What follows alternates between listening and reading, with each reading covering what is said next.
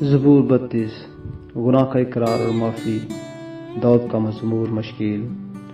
مبارک ہے وہ جس کی خطا بخشی گئی اور جس کا گناہ ڈھانکا گیا۔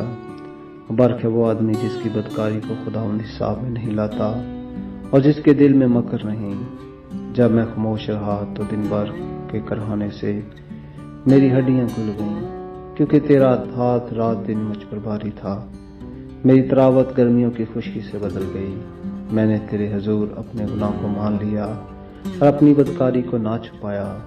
میں نے کہا میں خداوند کے حضور اپنی خطاؤں کا اقرار کروں گا، اور تو نے میرے گناہ کی بدی کو معاف کیا۔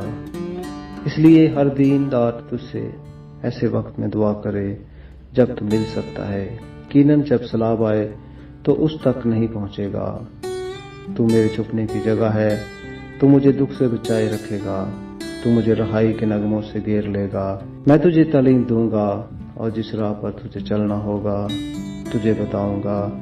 میں تجھے صلاح دوں گا، میری نظر تجھ پر ہوگی۔ تم گوروں یا کھچروں کی مانند نہ بنو جن میں سمجھ نہیں، جن کو قابو میں رکھنے کا ساز دہانا اور لگام ہے، ورنہ وہ تیرے پاس آنے کے بھی نہیں۔